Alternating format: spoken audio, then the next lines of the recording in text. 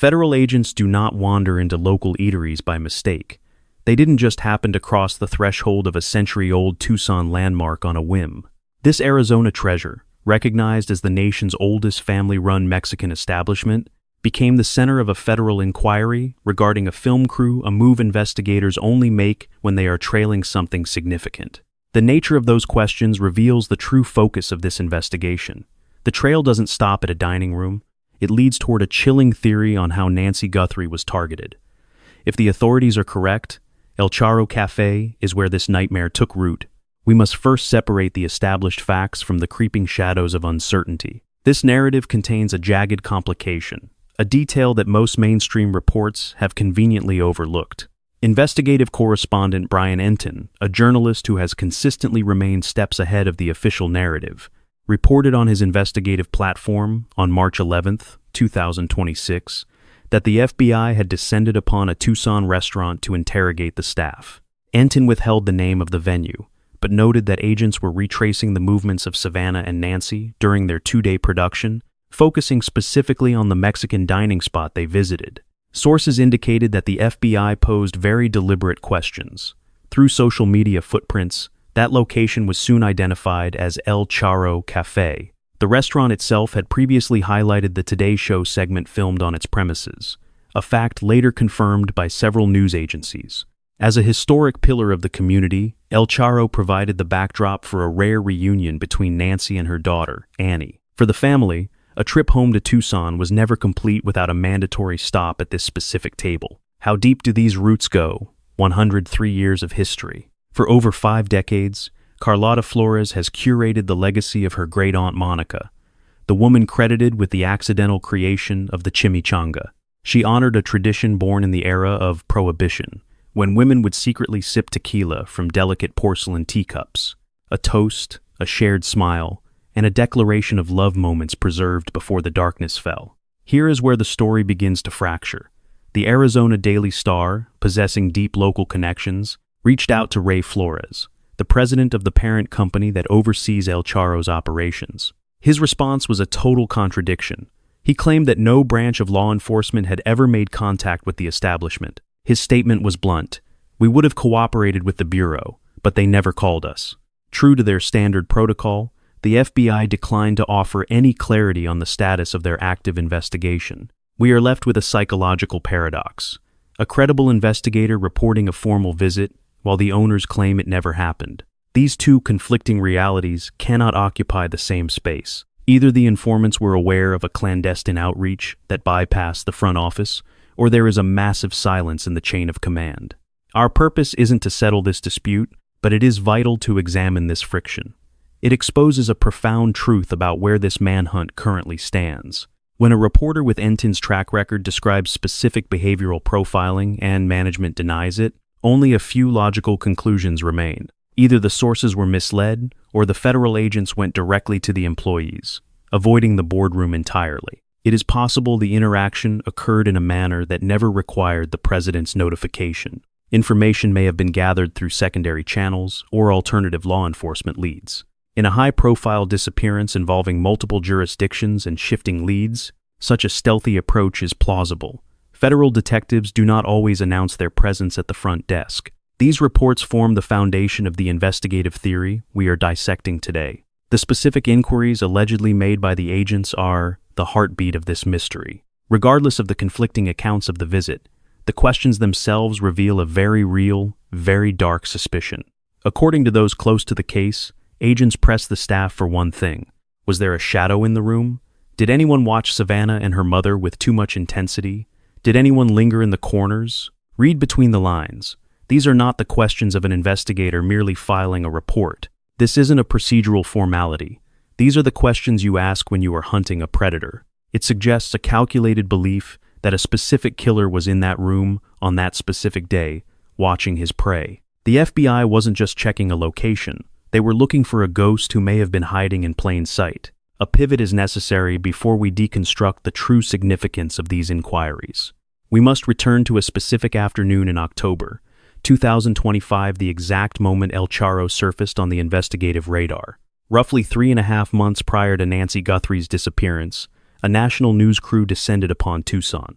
They staged their production within the walls of a local landmark, a place woven into the city's history. That day, they captured footage that would eventually reach an audience of millions.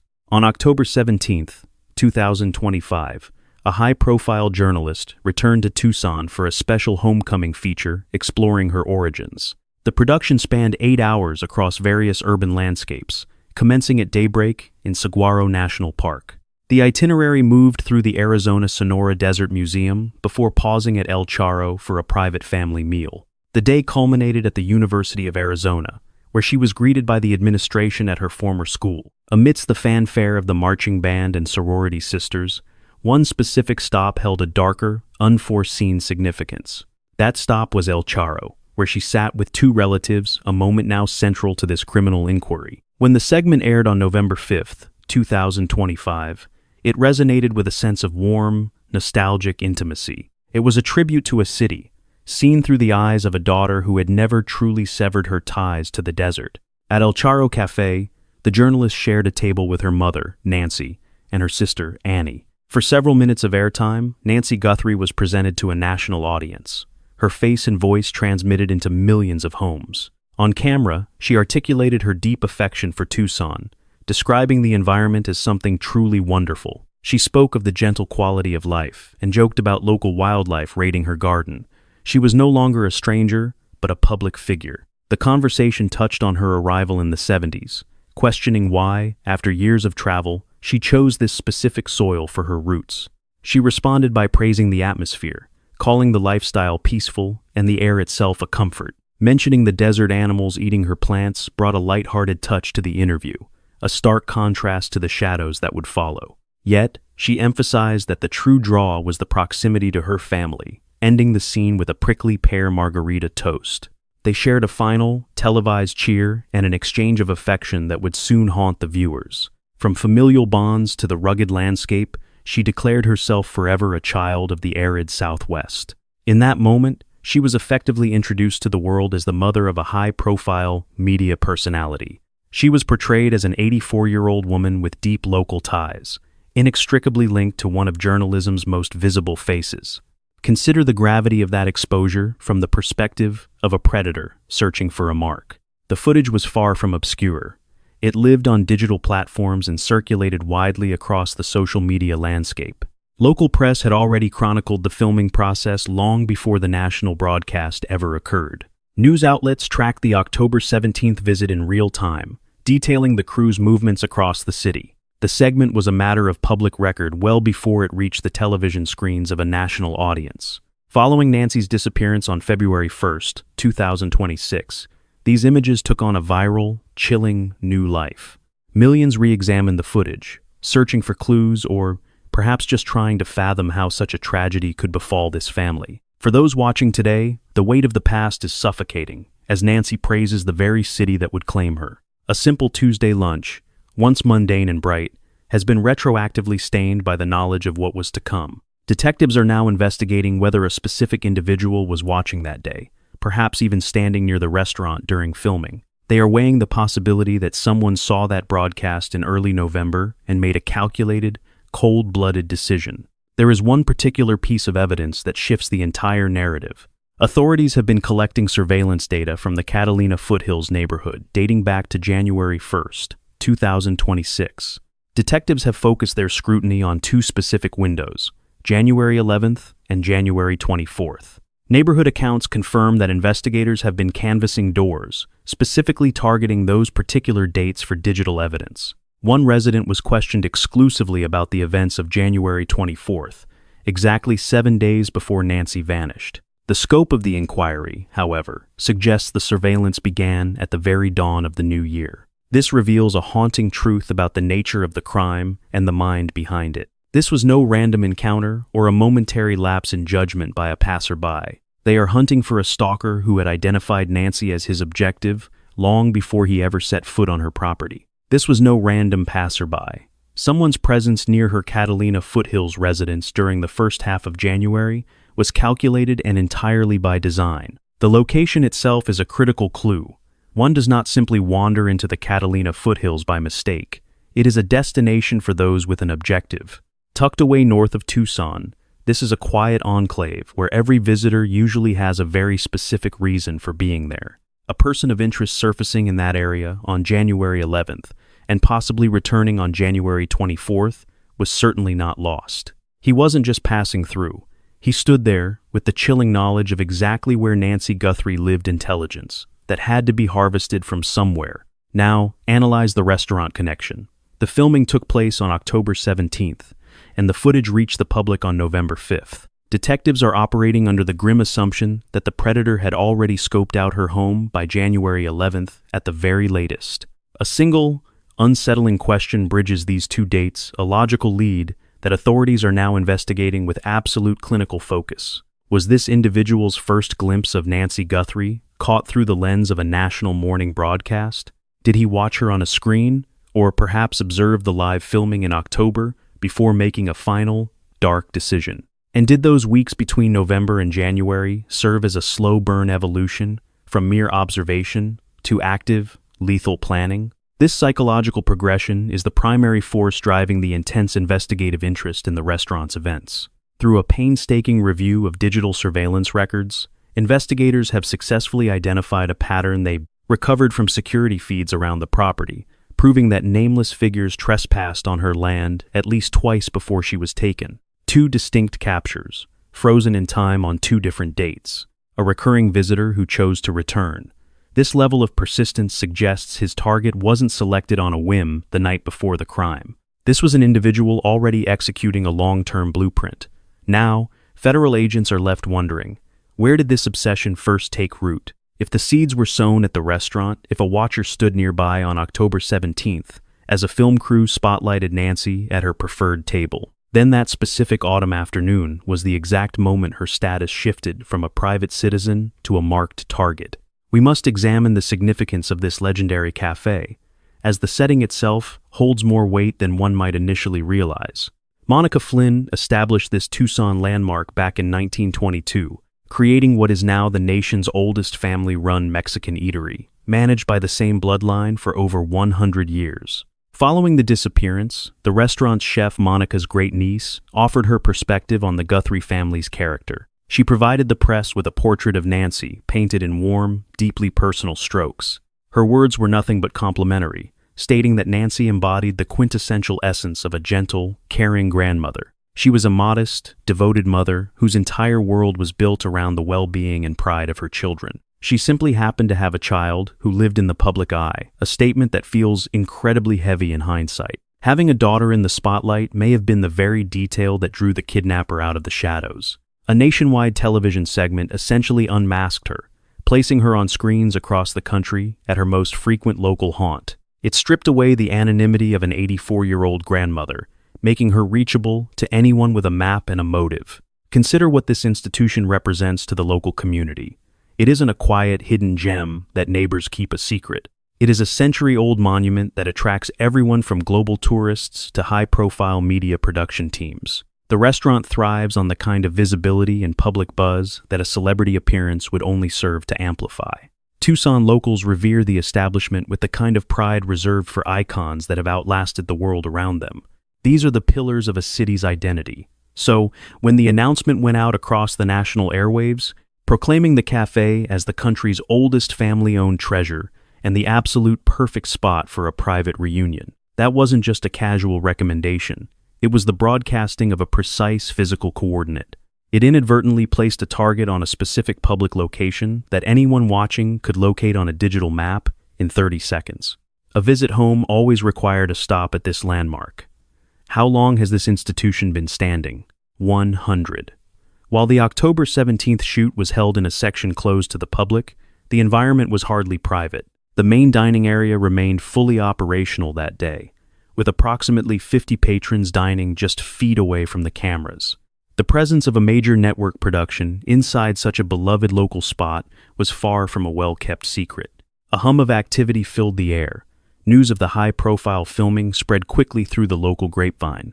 Even the regional newspapers documented the event for the entire city to see. Detectives are now haunted by the behavioral data. Who was lingering, who was photographing, and who was watching just a little too closely? Was there a flash of unexplained rage? Any subtle deviations in conduct? Investigators were searching for a specific psychological profile, one whose fascination with the scene felt unsettlingly intense. This was an individual whose gaze never drifted toward the lens or the celebrity correspondent leading the segment. Their attention was entirely elsewhere, anchored with predatory stillness on the woman across the table, Nancy Guthrie. To understand the gravity of this surveillance theory, one must look at the person of interest, El Charro, as part of a much larger, darker puzzle. This is merely a single thread in a tapestry of evidence woven since February 1st.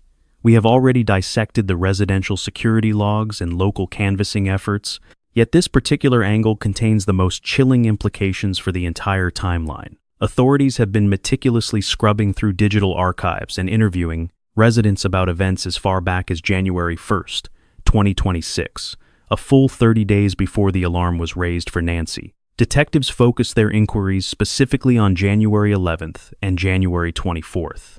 The subtext here is impossible to ignore. Someone was stalking those streets, haunting the perimeter of her residence on those exact dates, a shadow that the police believe was there by design. We are not looking at a crime of opportunity or a sudden, erratic impulse.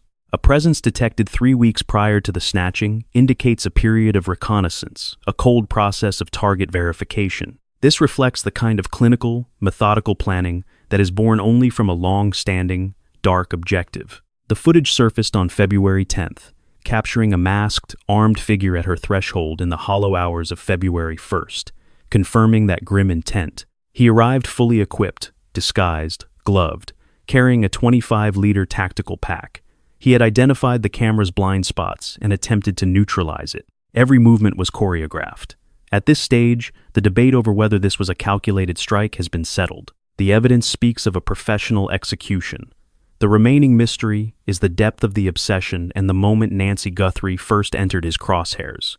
The trail leading from the restaurant suggests this fixation may have taken root as early as October 2025. If that holds true, we are witnessing a predator who spotted a woman on a national broadcast, decoded her identity, tracked her to a specific city, mapped her social orbit, and made a cold-blooded choice. Weeks later, he migrated to Tucson to watch. Then, during the transition from January 31st into the early hours of February 1st, he returned for the final time. The reporting from March 11th requires a discerning eye, not just for the details provided, but for the weight of the implications.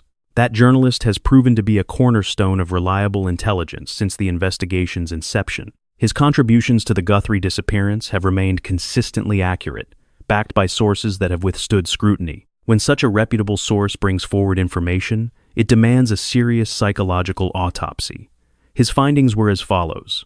Detectives revisited the various filming locations used by the network during the previous autumn, including the specific Mexican eatery mentioned. He informed his audience that federal agents had been on site, probing for links to that televised segment. Agents reportedly questioned the staff, asking if any anomalous figures were loitering while the cameras were rolling with the family. Did anyone appear overly agitated? Was someone obsessively taking photographs of the participants? Did anyone linger with an unsettling or voyeuristic intensity? This is where the narrative encounters a complex friction. These reports originate from confidential informants, not from the restaurant's board or the Federal Bureau, which has maintained a wall of silence. Meanwhile, local investigative journalists in Tucson reached out to Ray Flores, the executive lead of the establishment's parent firm, who claimed unequivocally that no federal contact had occurred. "We would have cooperated," he stated. "They never reached out." This creates a profound discrepancy in the timeline that remains unresolved. However, it does not automatically invalidate the initial intelligence. Federal inquiries often permeate a location through unconventional channels without alerting the upper management. It could involve quiet conversations with frontline staff or inquiries through third-party intermediaries, actions that a corporate president might never see. Nevertheless, the contradiction is a significant piece of the investigative puzzle. We will not treat the visit as an absolute certainty while the establishment itself continues to deny it. What we can conclude with total certainty is this. The nature of those questions reveals a very specific investigative hypothesis.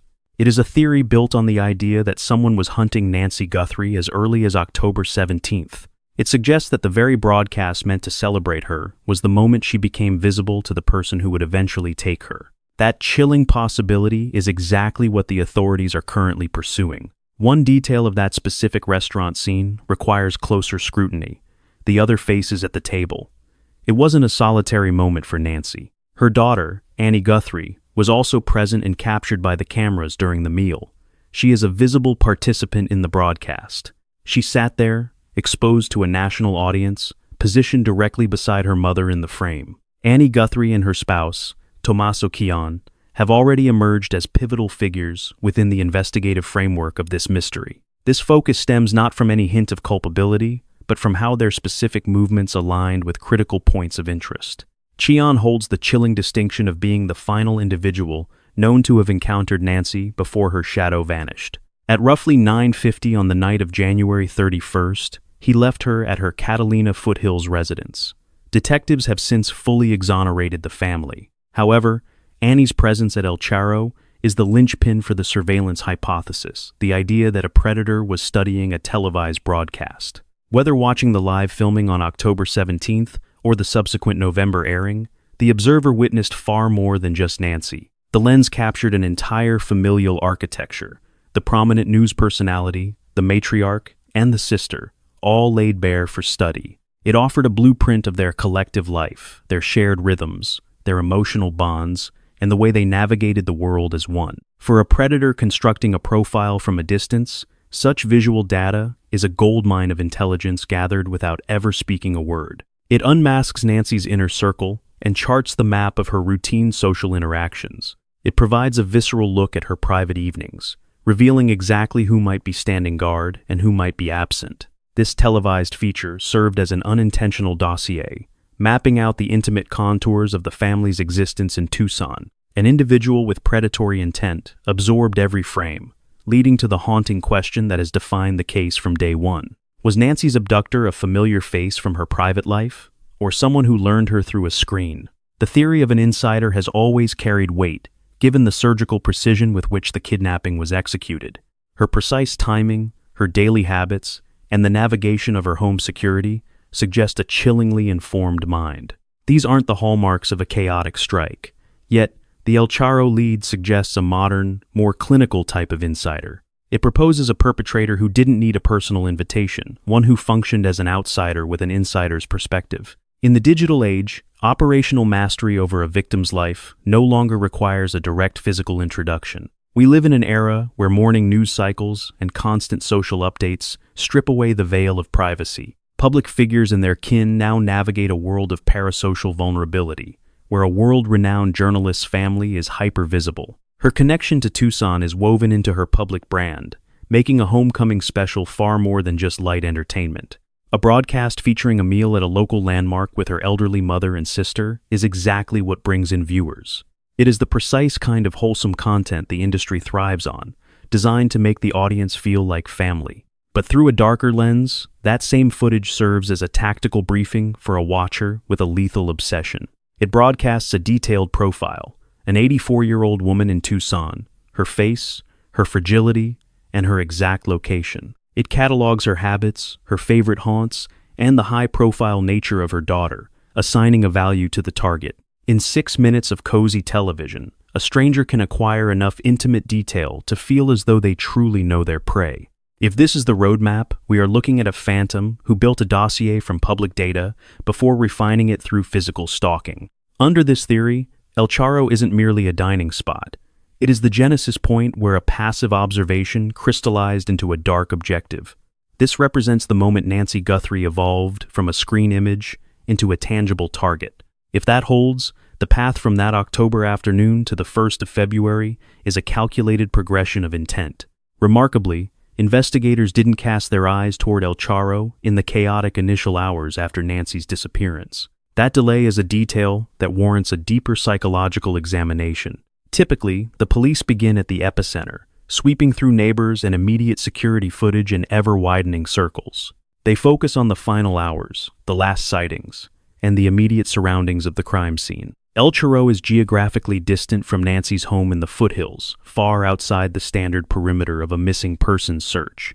It is not a site that would naturally surface during a routine canvass of the victim's neighborhood or last known route. The fact that detectives began probing events from October 17th indicates a sophisticated shift toward behavioral profiling and retrospective analysis. They began tracing the digital and media ghost Nancy left behind, identifying the televised segment as a potential trigger. They were forced to ask, if she was selected via the media, when was her most recent high-definition public exposure? The search for that moment led them back to a very specific afternoon in Tucson. That date was October 17th, 2025, at the Charro Cafe. Whether they visited in person or reached out through back channels, the focus on the staff there proves the lens has shifted. These inquiries signal that the hunt has moved backward in time, searching for the first heartbeat of a killer's plan, searching for the genesis.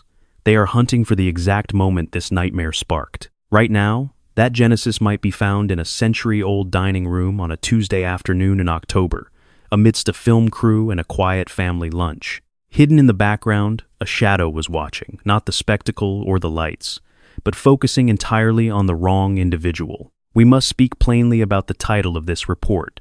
Those following this mystery deserve an unvarnished, honest accounting. Does this constitute a breakthrough? That term is often tossed around far too loosely in high-stakes criminal inquiries. A true breakthrough signifies a seismic shift in understanding the transition from blind speculation to a state of meaningful clarity. It is the moment the fog lifts, the picture sharpens, and a distinct trail forward finally reveals itself. By that metric, nothing is confirmed, and the reality is far more elusive than the initial headlines claim. Consider these facts. Brian Entin, a trusted correspondent, revealed on March 11th, 2026, that federal agents were interrogating staff at the same eatery where the television crew filmed back in October. Those inquiries focused on odd habits, clandestine photography, flashes of rage, and loitering point toward a cold, coherent theory of the crime. The narrative fractures here. The owners claim they were never reached. This contradiction remains a cold, unresolved void. Certain pillars remain solid. Federal agents have been scouring New York streets, reviewing footage from January 1st, 11th, and 24th. Surveillance caught figures stalking the perimeter on several dates before the abduction. A porch camera recorded a nightmare, a masked, armed, and gloved predator standing at the threshold in the dead of night on February 1st. This was no random act. It was a cold execution of a plan. Still, no name has been publicly uttered, no arrests, no suspects. As of this current recording, the face behind the mask remains officially nameless and has not been identified. Nevertheless, the psychological threads tying this restaurant to the broader timeline are too significant to not examine with gravity. If the predator first fixated on Nancy during that October shoot or the subsequent November airing, then that 8 to 10 week gap wasn't a coincidence, but a cold, methodical planning phase, a period of deliberate preparation, not impulse. El Charro, regardless of whether federal agents have actually crossed its threshold, looms as the potential birthplace of this dark obsession. Let's dissect the psychological implications of the questions agents reportedly asked, because these inquiries are far from random. They mirror a specific profile of predatory surveillance. In the world of stalking, taking photographs is the first step of the hunt. Predators build a visual dossier, capturing the essence of their targets, their daily environments, and every possible entry point. They create a mental script. Imagine someone at the restaurant on October 17th, focusing a lens not on the celebrities, but narrowing their gaze exclusively on an elderly woman sitting quietly at a table. That is a psychological siren. It is a red flag significant enough to haunt investigators months later, as those images could have betrayed her home and her vehicle. Once the filming ceased, the inquiries regarding flashes of anger point toward what behavioral profilers call an entitlement response. A stalker, denied access to their obsession by the physical barriers of a film set or a busy restaurant, can lash out with a cold, disproportionate fury when staff or security keep them at a distance from their prey. To a casual observer, it merely looks like a customer having a bad afternoon. But in a setting where patrons are simply enjoying the atmosphere or a meal, an individual who becomes visibly unhinged because they cannot reach a specific person stands out like a stain. It leaves a mark. In the context of a kidnapping, that irritability is reimagined as a warning sign. The question of loitering is perhaps the most chillingly simple. It describes someone who remains long after their presence is justified. a ghost in the room, positioning themselves to keep a constant, unblinking eye on a target well after the excitement has faded. Someone who refuses to exit when the cameras pack up, or who drifts back toward that specific table like a shadow. Service staff are inherently observant. They are trained to sense when a guest's energy shifts from mundane to something unsettling. The FBI's focus on this behavior suggests they believe someone at the restaurant on October 17th left a very dark impression. They weren't necessarily a threat then, they were just wrong. Now, that faint, unsettling intuition has been reframed as a piece of a lethal puzzle. Together, these three psychological markers, the compulsive recording, the explosive entitlement, and the predatory proximity, paint a terrifying picture. Visualize a man whose resolve was hardened long before he stepped into that dining room. His arrival at El Charro was no coincidence. It was a cold calculation. We must look past the clinical details of the file to grasp the psychological trauma this theory inflicts on a family already enduring a nightmare. In October 2025, a daughter returned to her roots in Tucson, and visit born of nothing more than genuine affection. The resulting production was radiant and intimate, the very essence of what morning broadcasts strive to capture for their audience. She shared a meal with her mother at a quiet table, sitting in a restaurant that likely served as the backdrop for her entire childhood. On camera, she asked her mother what made Tucson feel like home. Nancy's heartfelt response was broadcast to millions of living rooms. That singular afternoon is now a focal point of a federal case. If the current theory holds, if a predator was watching that day and marked Nancy as a target based on a national broadcast, then that footage was used to hunt and snatch an 84-year-old woman. It suggests a moment of pure familial warmth was unwittingly transformed into a weapon against the very people who shared it. The daughter bears no blame for this. The victim is not at fault. No one in her inner circle is responsible for this horror. Supporting a child's career on television is not a crime. Visiting a favorite local eatery is not a criminal act. Speaking openly about a city you have loved for 50 years is far from a transgression, yet it reflects the grim new reality that prominent figures and their loved ones are now forced to inhabit. It is a world where the transparency that builds a career also creates a dangerous vulnerability for everyone within the camera's view, where a brief, 6-minute homecoming story can reach the exact person who should never have been allowed to see it. Discussing the situation with the press, Carlotta Flores noted that Nancy simply happened to have a child who lived in the public eye. Within the context of this abduction, that casual observation now carries a chilling weight it was never intended to hold. At this moment, the search for Nancy remains a high-priority, active case. She was officially reported missing on February 1st, 2026. She remains missing. No suspects have been caught. No formal indictments have been handed down by the prosecutor. This complex investigation has now ground forward into its 7th consecutive week, and the reward for her safe return, or the capture of her abductors, stands at $1 million from the family, plus $100,000 from the FBI. As of now, neither of those substantial sums has been claimed by a tipster. What has surfaced through weeks of deep reporting and official leaks is a body of evidence that paints an increasingly dark picture of the crime's execution, even while the person pulling the strings remains a nameless shadow to the public. Security sweeps of the neighborhood have pushed the timeline back to January 1st, with investigators focusing heavily on January 11th and January 24th. A single doorbell lens captured images released on February 10th, showing a masked, armed intruder on Nancy's porch, who appeared meticulously prepared for the hit. The figure was masked and gloved, carrying a 25-liter pack, and showing a clear awareness of where the security cameras were mounted. That ghost-like figure has yet to be identified. Genetic markers recovered from the scene have already been sent to the lab. While some samples failed to find a match in the National Registry, authorities indicate that further biological evidence is still being scrutinized. Several ransom demands sent to various news outlets have been vetted, yet multiple deadlines have passed without any proof of a payout. A number of people have been brought in for questioning and subsequently released without any charges being filed against them. Cameras around the perimeter of the home have provided more leads, showing unidentified figures scouting the property on dates preceding the kidnapping. Reports from March 18th indicate that insiders have confirmed the existence of these images, though they do not match the masked man on the porch. By mid-March, Sheriff Chris Nanos suggested that his team may finally understand the dark motive behind Nancy's selection as a target, though he would not disclose the reason and admitted their certainty has not yet reached 100%. He also took the rare step of warning the public that the suspect should be considered a lingering threat to the entire community. Do not assume for a second that you are safe simply because you are not part of a high-profile family. That is not the kind of rhetoric a sheriff uses when a case is being wrapped up in a neat, orderly fashion. It is the language used when there is a profound fear that the danger has not yet been neutralized or contained. The investigative trail currently involves tracing Nancy's public presence in reverse chronological order, through the television segment and back to El Charro on October 17th, meaning the hunt is looking further back than anyone expected. The working theory of the case has reached much deeper into the past than the public was initially led to believe. Detectives are no longer just looking at the events of February 1st.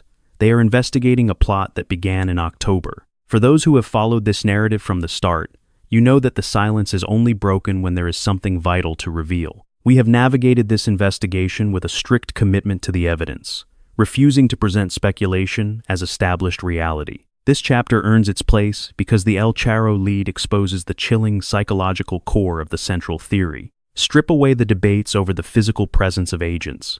The underlying premise of the crime remains unchanged. Nancy Guthrie was not selected by chance. She was likely identified during a nationwide television broadcast, perhaps by an observer present during the public filming, or through a calculated combination of both, followed by weeks of deliberate, methodical stalking. That single realization completely alters the weight of every piece of evidence we have analyzed thus far. January's surveillance footage no longer shows a search for a victim, but the confirmation of a target already marked. The property cameras now reveal a predator who had finalized his dark design long before arriving on that street. The masked figure on the porch was merely the finale of a plan conceived at a restaurant table one October afternoon. El Charro stands at the potential genesis of that long-term obsession. A cafe in October, a broadcast in November, a quiet street in January, and a front door in February. Regardless of the specific movements at the restaurant, investigators are reconstructing a timeline and chasing it back to its inception. This is why the investigation pivoted toward El Charro Cafe, focused on the historic, oldest family-run Mexican eatery in the nation. Founded in Tucson in 1922, specifically the afternoon of October 17, 2025, when a television crew filmed an intimate segment between a famous anchor and her mother behind closed doors. The investigative focus on that day raises a haunting question that echoes through every version of this story. Was a predator watching Nancy that afternoon? Not the cameras, not the celebrity host, nor the spectacle of a national production occurring in their favorite restaurant. Nancy, the 84-year-old mother, a humble Tucson native who had been dining at El Charro her entire life. The theory suggests a hidden observer was there, and what they witnessed set a catastrophic plan in motion. If the link from El Charro to February 1st is real, then the task force is seeking more than a kidnapper. They are hunting for the exact second she ceased being a private citizen and became a hunter's specific target. Detectives are pursuing the correct line of inquiry, but the final, definitive answer remains just out of reach. The hunt persists. The task force continues its grueling work. Every fragment of evidence is being meticulously analyzed. The January neighborhood footage is being scrutinized, while forensic teams extract secrets from the DNA gathered at the scene. Leads are still surfacing, and somewhere within the behavioral signatures and the tightening web of clues, the truth is waiting. They focused on El Charro because they are convinced someone was hunting Nancy Guthrie that day. They were. For those following the Guthrie case this closely, you understand that every revelation reshapes our understanding of the past. Each video in this series is a thread, and the web is finally pulling tight. Stay with us.